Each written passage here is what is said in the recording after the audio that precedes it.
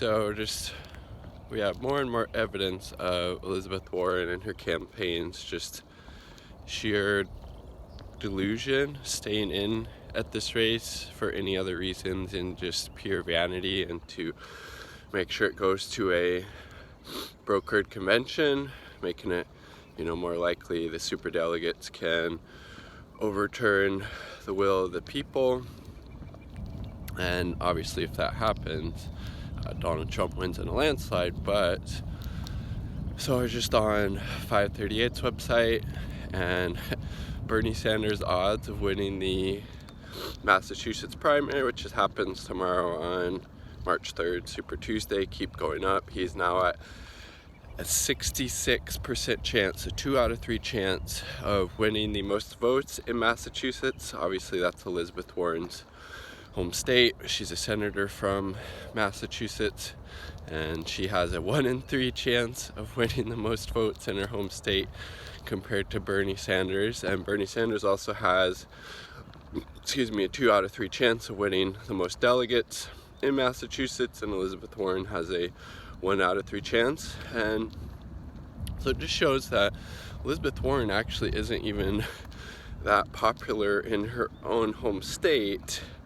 Juxtapose that to Bernie Sanders, who's actually the most popular senator in all of the United States, and for good reason, in my opinion, because he's actually has a agenda that stands up for working people and working class values, doesn't capitulate on things like taking super PAC money. He's always been clear and consistent on how corrupt the super delegate system is, and those are both things that Elizabeth Warren has flip-flopped on recently, along with Medicare for All. And healthcare is a very important issue for many voters, and especially for Democrats in particular. So that's Massachusetts, just to put it in perspective of how popular Bernie Sanders is in his home state of Vermont. 538 has Bernie Sanders at a 99% chance of winning the most votes and the most delegates in his home state. So a 99% chance, less than 1% chance of Elizabeth Warren winning the most delegates or the most votes in Bernie's home state, but Bernie Sanders has a 2/3 chance of beating Elizabeth Warren for the votes and the delegates in her own home state. But again, it seems like her and her campaign is just dead set on doing everything that they can to make sure we have a brokered convention, which would just be disastrous, because again, all of the other candidates but Bernie are okay with the superdelegates overturning the will of the people, the will of the voters, in this hugely undemocratic and elitist process, where I think it's like one superdelegate accounts for the votes of 10,000 regular people. That's just sick and disgusting and on its face. And again, Bernie Sanders was the only one during that Nevada debate who said, no, that system is super corrupt. The person with the most votes, with the most support from actual people, should be the Democratic nominee.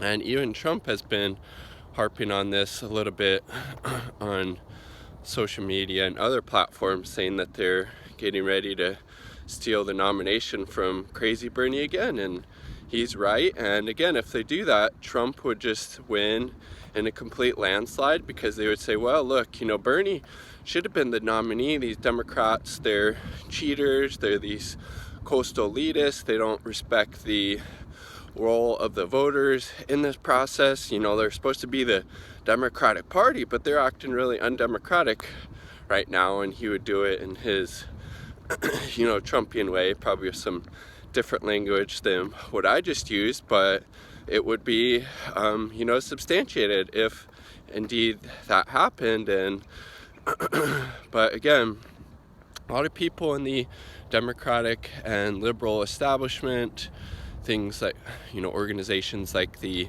DNC and the Center for American Progress, that horrible organization. They would rather have, again, 4 more years of Trump than to get a real progressive elected to the White House. And it's just showing time and time again that they're okay with that outcome. So that's why it's super, super important that we make sure Bernie Sanders gets a majority of the delegates so they aren't able to engage in this freaking corrupt trickery and try to steal it from him. Because he's, again, poll after poll shows he's the only Democratic candidate who has a chance of beating Donald Trump. So knock on doors, call, text, talk to friends and family members, post on social media, donate if you can. And if you're Elizabeth Warren supporter, I highly encourage you at this point, jump on the Not Me Us bandwagon. We have room for you, and we have a candidate who's actually going to fight for real progressive change in the White House for things like Medicare for all, the Green New Deal, canceling student loan debt, making college free, ending the wars, ending the racist war on drugs, among a number of other things. And he's the only one who has a chance of getting elected. So those are my thoughts. Share yours in the comment sections down below. Peace, love.